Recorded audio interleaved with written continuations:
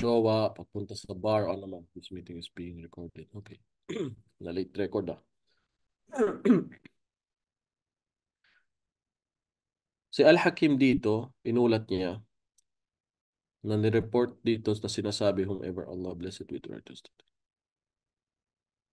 Sino man biniyayaan ng Allah ng asawa ay natutulungan siya makumpleto ang kanyang pananampalataya o ang kanyang relihiyon. Kaya katakutan ng Allah sa kalahating ito.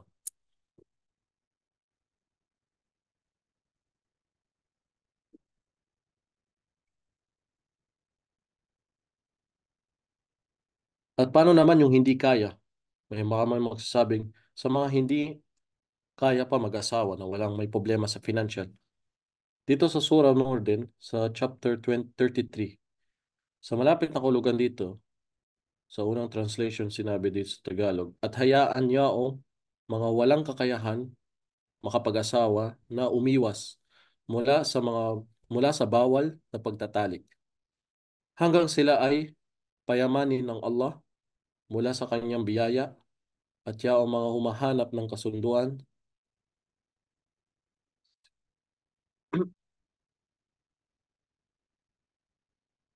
So yun lang ang binigay na aya, connection doon sa mga about sa mga nag-iisip sa financial. At hayaan niya ang mga walang kakayahan makapag-asawa na umiwas mula sa sa mga bawal na pagtatalik. Hanggang sila ay payamanin ng Allah mula sa kanyang biyaya. Gets niya? So, obligado ba sa isang lalaki mag-asawa?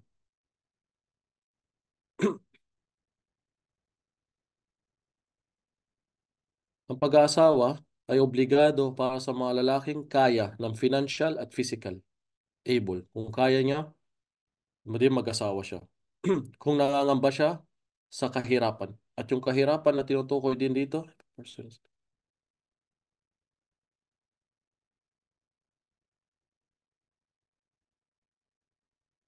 isa din kahirapan tinutukoy dito is yung makagawa siya ng kasamaan. Maaaring zina, o boyfriend, o girlfriend. Kapag siya ay kaya na niya financial at physical sa pangsarili, ay mag-asawa na siya.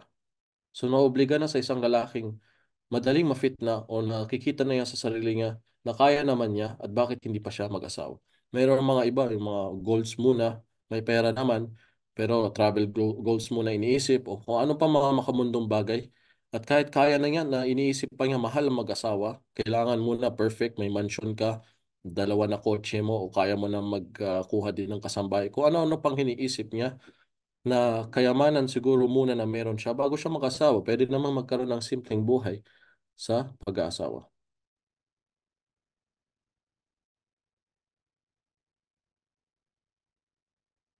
Kung ang isang tao kaya na niya mag-asawa at nangangamba siya para sa kanyang sarili dahil sa kanyang relihiyon, na kung mananatili pa siyang single is makakagawa siya ng maraming kasalanan.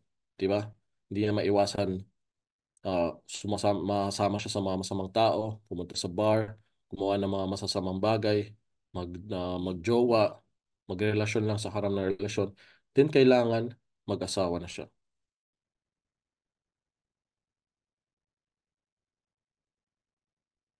At kung kinakabahan naman siya is dun sa financial, kanina binasa na natin yung sinabi ng Allah doon na kung pagtitiisan niya at antayin niya ang darating na biyaya sa kanya ng Allah na financial hanggat sa mapag-asawa siya.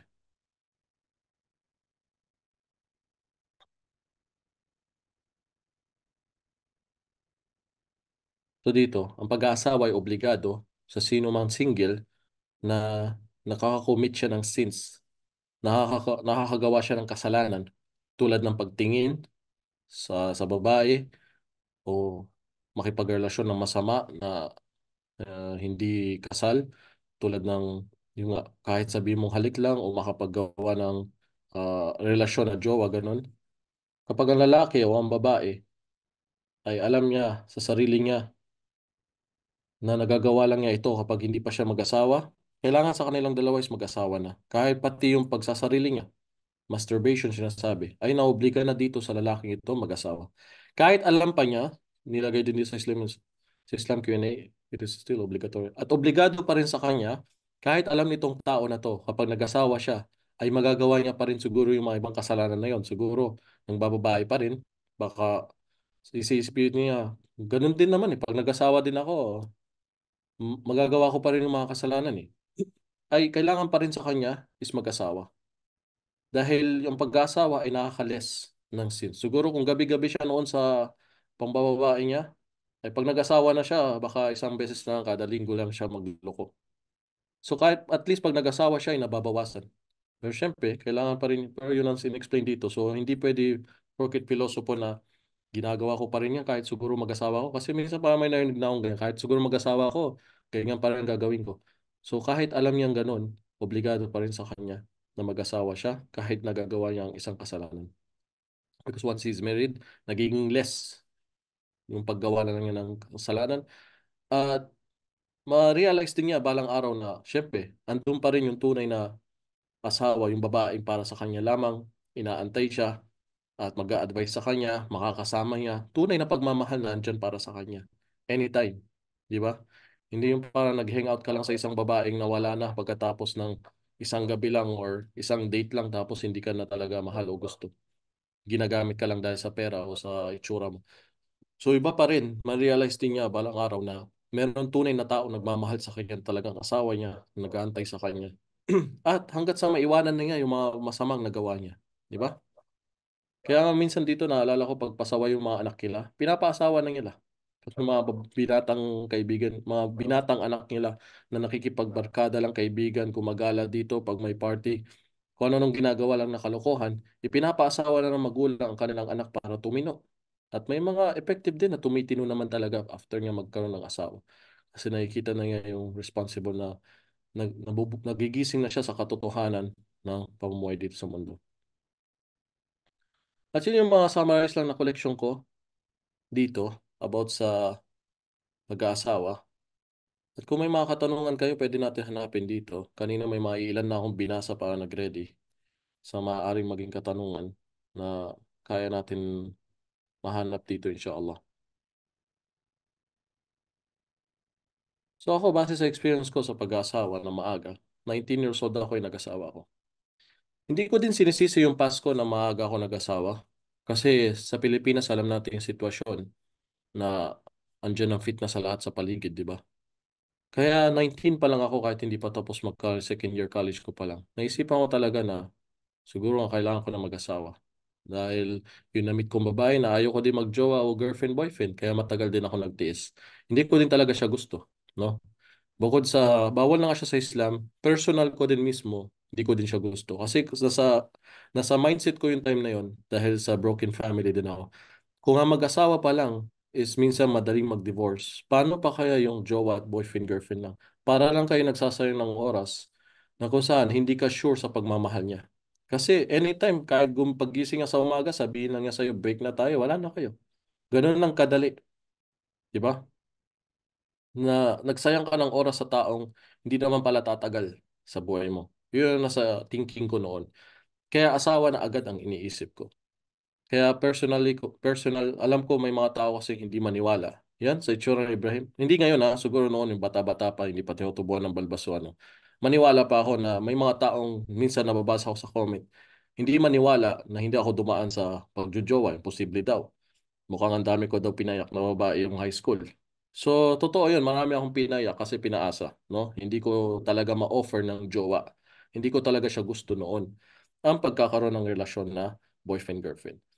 So at least na-save ko din yung sarili ko. At sa pag-asawa na maaga sa age of 19 is feeling, nakita ko din na naprotektahan lang ako sa sarili ko. At least hindi ako nakapunta sa bar, umapak sa bar, nakakita ng mga babaeng hindi ka dapat at nakapagrelasyon ng kung ano, sino-sino. At least naprotektahan ko din yung sarili ko. At isa pa, naprotektahan mo din yung sarili mo sa maraming bagay. Bukod sa kasalanan is yung sakit na makukuha mo sa taong kung sino-sino na lang ang nakipagrelasyon at nakakuha ng sakit kung kani-kanino. Di ba? So, minsan yung batas na inuutos ng Allah sa atin, yung batas na inuutos ng Allah sa atin, minsan hindi natin nakikita kung anong bang benefit, pero para sa atin yun, hindi naman para sa kanya eh.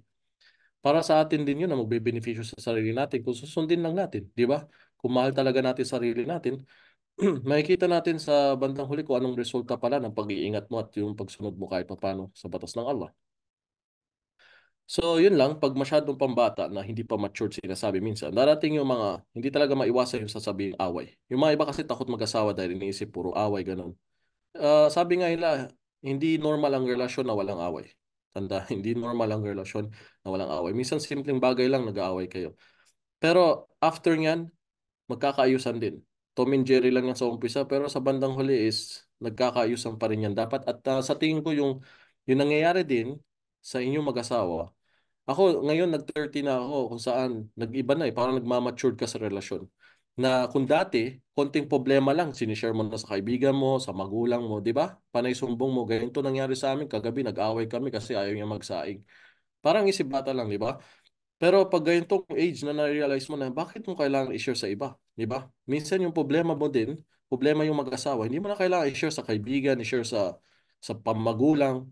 Kasi sabi nga nila, ang problema ay na mag-asawa, dapat nasa unan lang.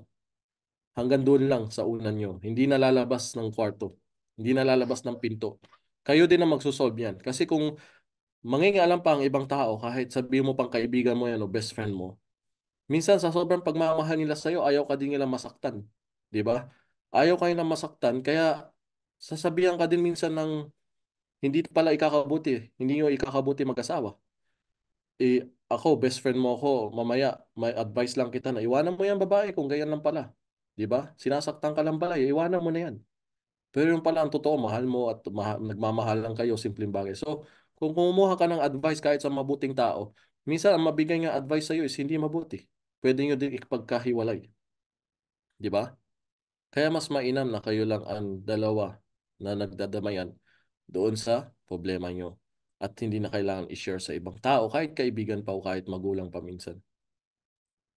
Lalo kung hindi din mature ng pag-iisip ng magulang. Kasi ako dati minsan nag-share ko sa tatay ko, natatawa lang siya. At na-advise niya ako ng kagandahan na advice na galing din sa experience niya, base doon sa nanay ko noon, sa na-experience niya, o sa na-experience niya sa pag-aasawa din ng maaga. So, pag kumuha ka din ng advice sa tao, make sure na nabibigyan kaya ng magandang advice at hindi advice ng parang shaitan na maghiwalay na lang kayo. Ang divorce, gustong-gusto yung shaitan yan.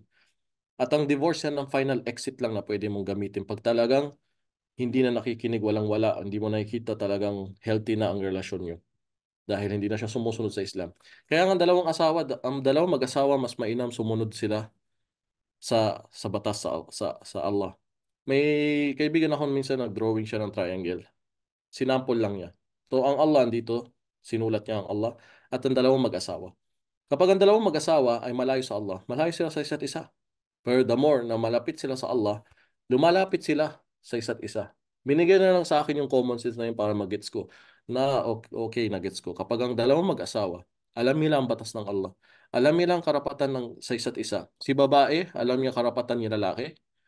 Si lalaki, alam din niya ang karapatan ni babae sa Islam. Pag ganun, malapit sila sa Allah dalawa, malapit sila sa isa't isa. Pero pag malayo sila sa isa't isa, o ang isa lang ang malapit sa Allah, nagdadasal, nagsasala, ang isang asawa hindi nagsasala, hindi nagdadasal, malayo sa Islam, hindi nagsasaliksik ng kalam sa Islam. So nasa baba siya. Talagang malayo ang agwat nila sa isa't isa. Nagets niyo yun? Kaya pag si babae, alam niya yung karapatan ni lalaki sa Islam. Si lalaki, alam din niya yung karapatan ni babae sa Islam. Inshallah, mas malapit sila sa Allah dalawa. Di ba? Pag silang dalawa malapit sa Allah, malapit ang dalawang puso nila sa isa't isa.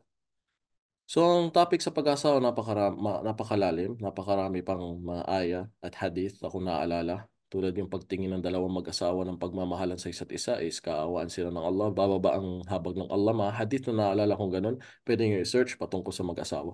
At pwede din nyo basahin yung story ng mga asawa ni Prophet Muhammad, peace be upon him. Mayroong libro dito na nakasulat The Wives of the Prophet. At kung babasahin nyo kung ano yung mga comment ng mga asawa ng Prophet Muhammad, peace be upon him, mga asawa niya, kung anong comment nila sa relasyon nila, kung anong na-share nila patungkol sa paano sila itrato yung Prophet Muhammad, peace be upon him, ano din yung ginagawa ng serbisyo, paano din nila pangalagaan din ang bahay nila o family ng pamilya ni Prophet Muhammad, peace be upon him. Makakuha kayo ng idea. Ando na din yung mga topic siguro ng pagdadagdag o duwayo o anong paman. Kasi may mga ibang babae na na-brainwash minsan galit na galit sa duwaya kasi ito lang alam niya experience, ganito ganyan, nakuha niya kay Marites, kwento sa kanya ng kaibigan niya na may experience sa duwaya. Pero kung titignan mo ang sahaba, ang mga kasama ni Prophet Muhammad, may ganyan ka bang kwento mababasa? May nakita ka bang sahaba na pangit ang kanyang relasyon sa kanyang asawa? Di ba? Yun ang kukuhanan natin sample. Kaliwali, hindi yung asawa mo ang sample. Kahit daya pa yan o kahit sino pa yan o kahit motivational speaker ano pa yan sa social media ay hindi yan perfect at hindi yan pinagkukuhanan ng sample. Hindi, alam ko hindi niya magagaya ang isang sample lang ng isang sahaba sa relasyon. Kaya wag yun ang kukopyahin mo at kukuhanan mo ng idea na ganito pala ang relasyon na may duwaya. Ganito pala ang relasyon kapag dalawa asawa. O ganito pala ang sistema kapag may asawa na sa Islam. Wala ka ng freedom sa babae, lagi lang nasa bahay, hindi na pwede mag-aral. Mali yun. So wag ka doon kukuha ng aral. Sa Islam ka kumuha ng aral kay Prophet Muhammad peace be upon him at sa kanyang mga kasamahan. Kung paano sila namuhay kasama ang asawa nila, paano sila nagkapamilya. At isa pa din biyaya ng asawa is ang pagkakaroon ng maraming anak, pagkakaroon ng anak. Ang pagkakaroon ng anak na maaga, masasabi kong sobrang biyaya na ito yung motivational mo sa buhay. Kung bakit ka pa namubuhay bukod sa yung nga pagsamba mo sa Allah. At may nagtutulak sa iyo kung bakit mo kailangan magpursige sa buhay. Bakit mo kailangan mag-work, bakit mo kailangan maghanap buhay, bakit mo kailangan pa rin bumangon, no? At ginagawa mo yun para sa Allah din dahil magkaka-reward ka din. Sa bawat pagkain na sinusubo mo sa pamilya mo, ay bibigyan ka din ng Allah doon. Bibigyan ka din niya ng biyaya. Reward. Rewarded din yun sa'yo. Kahit ang Allah pa ang nagbigay ng biyaya na yun, at ikaw, tagahanap ka lang ng biyaya at dadali mo lang sa bahay nyo. Pati ba naman yun, ay rewarded ka pa. Kahit ng Allah nagbigay nyo. So maraming hadith patungkol din sa ganun. Kaya, inshallah, malawak ang sa usapan sa pag-asawa. Inshallah, may natutunan kayo konti dito patungkol sa pag-asawa. I think naka 30 minutes na tayo. Kung may mga katanungan yung mga babae, pwede mag-chat. At yung mga lalaki is pwede mag-open ng mic, inshallah. Ang pag-aasawa sa Islam sobrang dali lang. Naalala ko dito. Kahit mismo ang tatay, kunwari ako may anak akong babae. Yes, meron naman talaga ako anak na babae, 10 years old pa lang. At may lalaking gusto mag-asawa. Ako mismo pwede ko ipaasawa. Pag tinanong ko, basta may two witness, or minsan yung tatay na mismo, pag naalala ko sa Sharia law na yun. Okay, hindi ko kasi, hindi niya, nakalimutan ko din. Pero, napakasimple lang ang pag-aasawa sa Islam. May dalawang witness, andun ang wali ng babae, guardian niya, dapat andun talaga ang parents, tatay o nanay, at sasaksi sila. At pag binigay ng tatay, sinasabi nga ibinibigay ko o pinapakasal ko ang anak ko sa iyo, at ang lalaki is tumanggap, at ayos na ang usapan ng Dory, halas, kasal na. Ganun lang kadali ang kasal sa Islam. Kahit mismo ang tatay, nagbigay ng anak niya sa iyo, ay kasal na yun, inshallah. Okay ba? Ang iba kasi iniisip, dapat bongga, dapat maganda ang kasal, para walang masabi ang mga bisita. Alam mo, minsan pinoproblema nila yung mga sasabihin ng kapitbahay dahil sa kasal nila. Pag kayo naman nagkasal at nagsama buong buhay, hindi naman sasama sa inyo yung mga tao na yun eh. Hindi, wala naman din siyang pakialam sa'yo after ng kasal mo eh. Hindi ka naman sasamahan sa hirap at ginhawa ng mga tao na yan. So, bakit mo inaalala yung mangyayaring sasabihin ng mga tao sa paligid na ang kasal nyo hindi maganda, ang kasal nyo ganito lang kasimple. Di ba? So, inshallah po may mga katanungan kayo dun.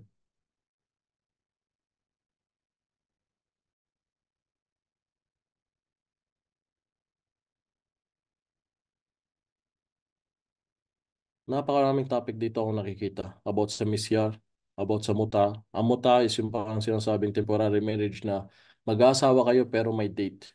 At dito hindi tayo ina-allowed sa Islam yung ganun. Ang mga Shia lang nagpo-practice yun pero laging binabato sa atin yung kahit sa comment na babasa ko binabato sa atin. Pero hindi po natin pwede gawin yun, temporary marriage.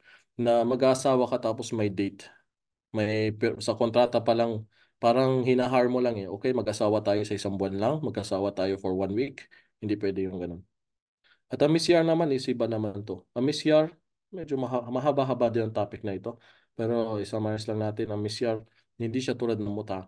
Ang misyar is yung pag-aasawa na yung babae, wala na siyang masyadong ihilingin na karapatan ng lalaki sa kanya. Kumbaga, kaya niya sarili niya, may bahay naman siya, or gusto niya magstay sa magulang niya.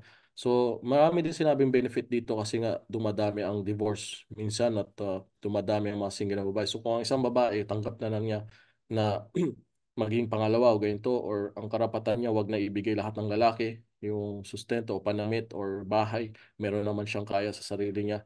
Ang kailangan lang niya is asawa na mag-aalaga sa kanya minsan or at least maiwas siya sa pagzina o kaysa magjowa o ma-fit na. So, malalim din pero binibigyan ko lang kayo ng idea kung anong misya, ano yung muta. Ito yung mga nababasa ko dito na topic mag-asawa. Sabi ko sa inyo, topic pala mag-asawa, hiwalay-hiwalay at ang daming sinasabi dito. So, kung makikita nyo dito sa Islam Q&A. So, salamat sa pag-attend nyo at huwag niyo po kalimutan na mag-join dito sa MOPA Academy sa pag-aaral. At sana po yung mga iba ay nagustuhan na nila yung pag-i-honor nila ng batch dito sa batch 2 or batch anong batch na ba tayo ngayon? Paano po? Yeah, I think nasabi ko na yung kasasasin. Yes, wala naman, kung gusto mo makita yung simpleng kasal, I think gumawa na si Ustad Abdul Rashid ng video patungkol sa kasal na yan, di ba? Shinare niya noon, gano'ng kasimple. Pati parang marami nga nagulat doon na gano'ng kasimple. Yes, sobrang simple lang talaga ng kasal.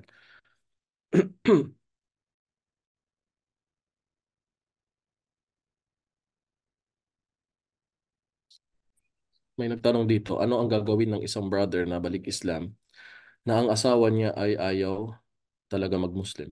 Kailangan ba daw niyang hiwalayan? Ang advice ko ay hindi niya kailangan hiwalayan for the sake of the children.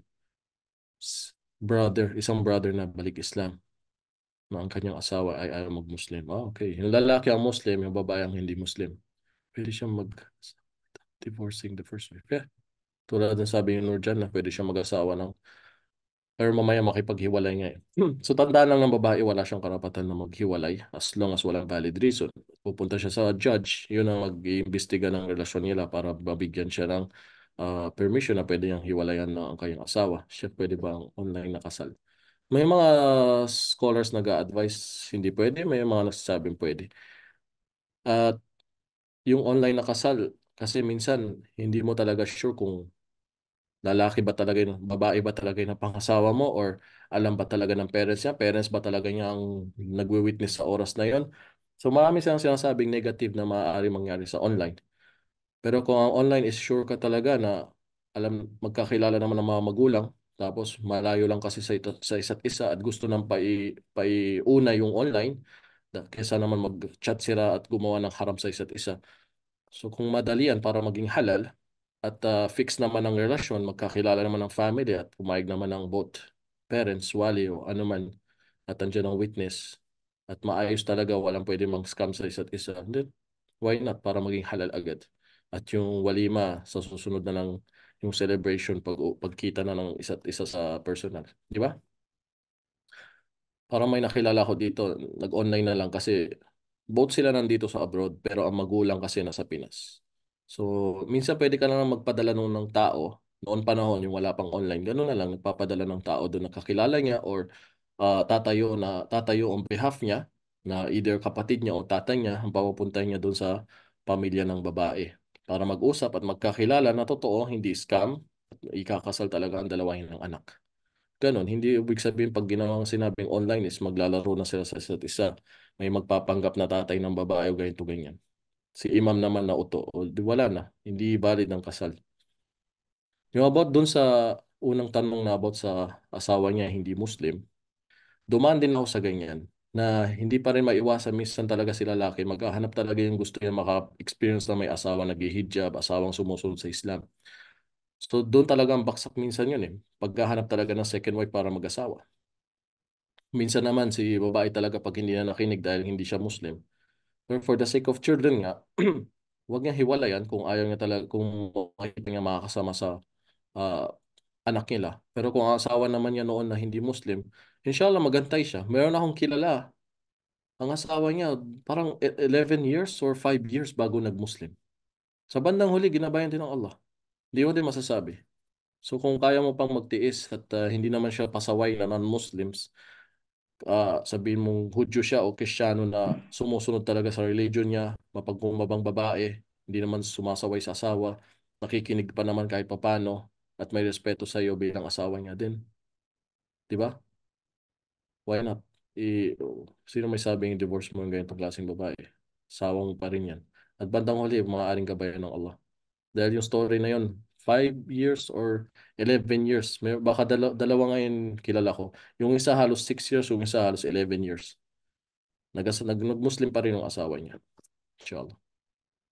Okay lang ba hindi ipakilala ang asawang babae sa pamilya ng asawang lalaki? Lalaki baka daw lahi ang babae.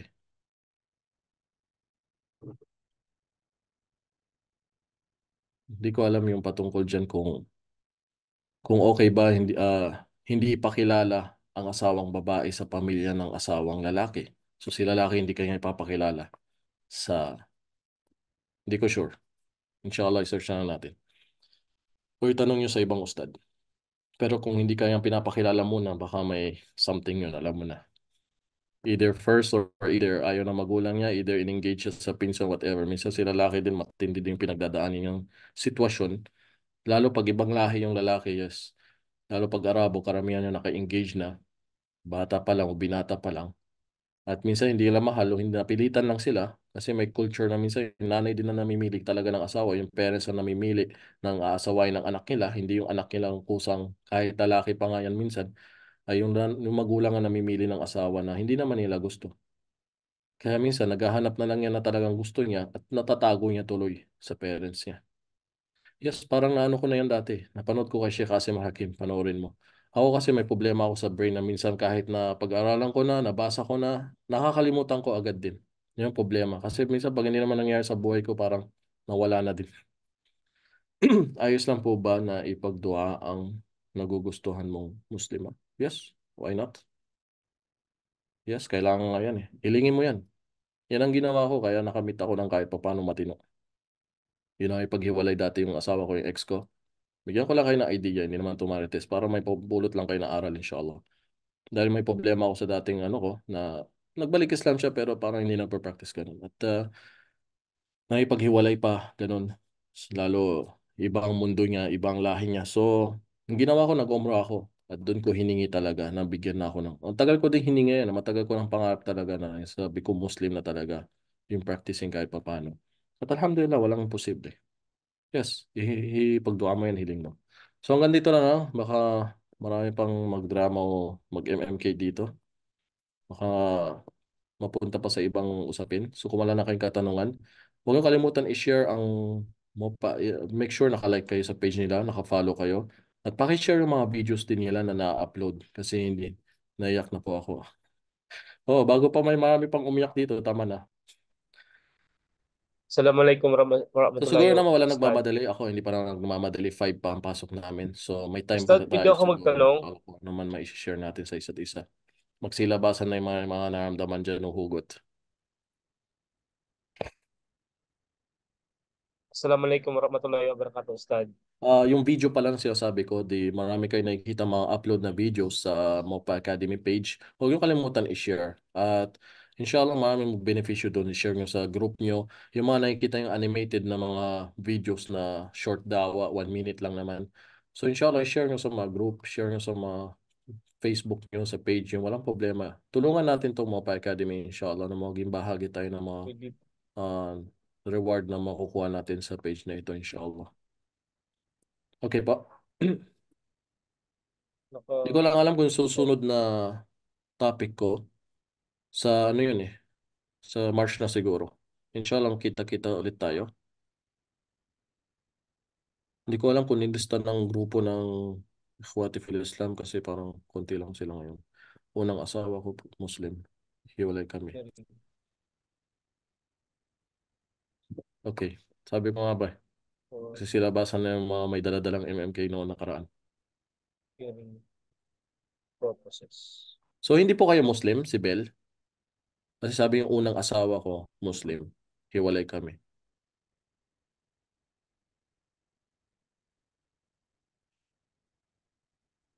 Yung gusto magsalita lalaki, yung babae pwede mag-chat. Mashallah, so nagbalik Islam kayo ngayon.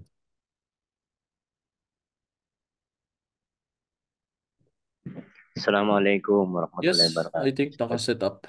Pero itong video ko hindi na kailangan. Marami naman dyan video ng mga ustad o si Ustad Abdul Rashid. Yun talaga ang linya niya kasi Sharia law talaga siya. Malalalim yung mga books na binabasa niya. So makakuha kayo doon ng mga katanungan nyo, sagot sa katanungan nyo inshallah. Go ahead, Brother Jonathan. Jonathan, yes, I think may permission Sir, naman yata kayo magsalita. Tayo, yalla. tanong ko lang po, Ustad. Assalamualaikum warahmatullahi wabarakatuh.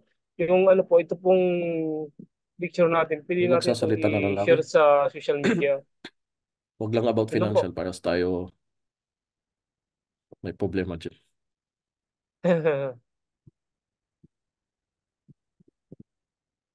Yes, sa babae, hindi talaga dapat na mag-asawa ng hindi Muslim. Bawal yun sa babae na isang Muslima.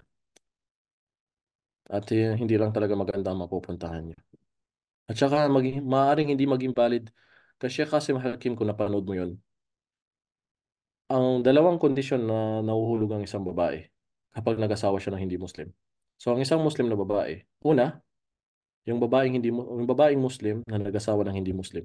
Pag ginawa niya yon at ang paniniwala niya is haram talaga, bawal, pero nagawa niya dahil sa kahinaan ng iman niya o faith niya, ay nagkakasala lang siya. Araw-araw, kakasala sila, nagkakasala siya ng parang zina na pangangalo niya. At ang kasal nila ay hindi valid. Pangalawa naman, yung babaeng Muslim na nag-asawa ng hindi Muslim, pag ang dahilan niya, tinanong mo siya bakit niya nagawa yon, hindi siya naniniwalang haram, hindi siya naniniwalang hindi bawal, tinatanggihan niya, ay maaaring makakalabas sa kanya sa Islam yon. Yes, pwede siya hindi maging Muslim. Sabi ni Sheikh, kahit pa nagsasala siya, nagfa-fasting, at ang nag-asawa siya na alam niya sa sarili niya, bawal pero tinatanggi niya, sinasabi niya hindi naman bawal, dinideny niya, maaaring makalabas sa kanya sa Islam yun. Kaya matake sa akin sa post ko dati na nagsasabing, bakit porkit nag-jowa na, hindi na Muslim? Yes, maaari, depende sa intention. Puntahan niyo po yung YouTube, mag-subscribe kayo sa YouTube channel ng Mopa Academy at doon yan na nilalagay yung mga videos na ganito.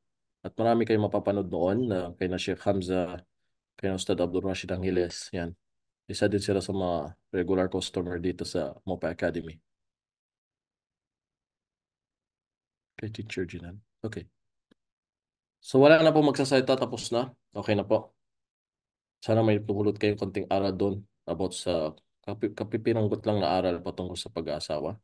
Nagka-idea kayo. Kaya yung mga takot dyan, o yung mga nagdadalawang Ya, Sheikh. isip, Assalamualaikum po. May katanungan po ako. Inshallah. nabasa naman natin kanina, di ba?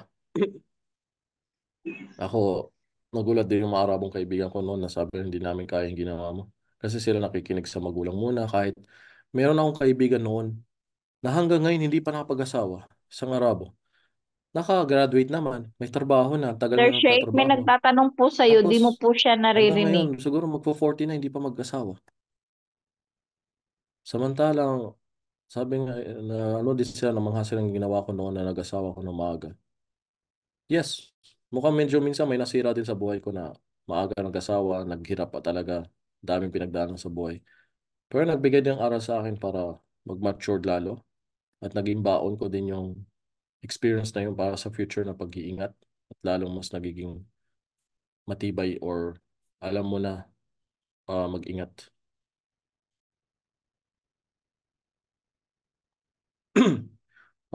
Hindi yata narinig daw ang mic. Wait. May nagtatanong po sa'yo kanina, Sir Sheikh. Yes, wala akong naririnig. Bakit kaya? I-off ko muna.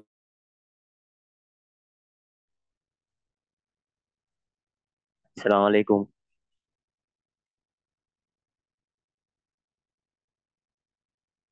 Sheikh.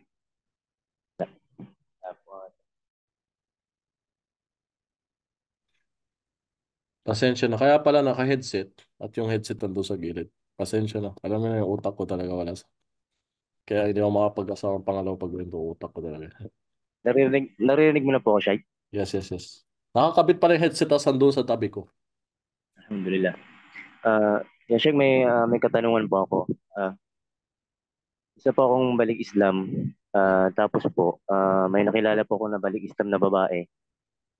Gusto po namin magpakasal pero hiwalay na po siya sa dating asawa pero kasal po siya sa Christian.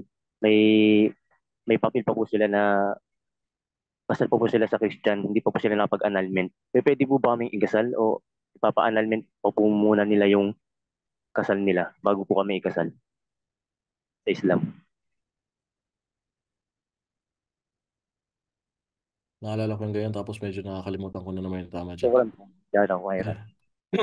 Okay. Ibig sabihin kasal si babae noon sa Christian. Tapos ngayon, matagal na silang wala, di ba? Ang problema kasi, yung batas sa Pilipinas. At yung sa Islam, walang problema eh. Kapag iwalay na talaga yung babae. Kasi sa Islam, kahit walang papel nga, as long as nandiyan ang witness, nandiyan ang magulang, okay, pwede kasal. Pero ang hawak kasi sa kanya sa Pilipinas is yung batas pa rin ng dating Kristiyano at yun ang nakalista sa kanya. So, ewan ko lang, may mas makaalaman dito si Sister Ginan dito, I think. Pero kung ang gagawin mo, make sure na wala talaga sila noon. Kasi minsan nilalakad yung alignment at yun ang mahal, di ba? Halos 250 something thousand. So make sure na wala muna sila talaga. At may kasunduan sila kahit sa barangay. Yan ang mga narinig ko sa mga daya na natin dito may mga experience. So, kasi minsan maghahabol si lalaki.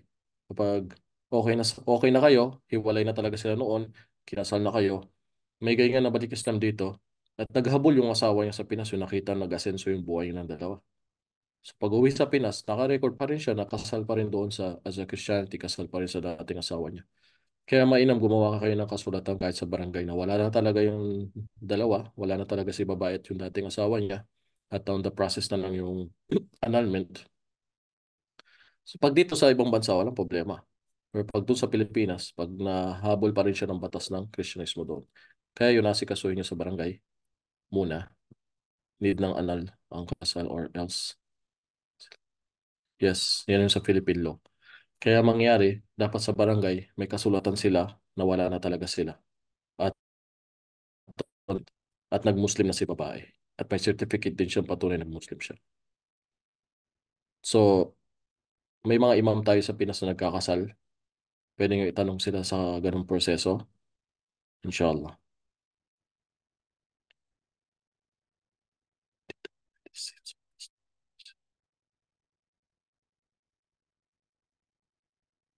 Ayun, isa pa yun. Dito, mababasa nyo according to attorney namin, sa subject namin, di daw pwede.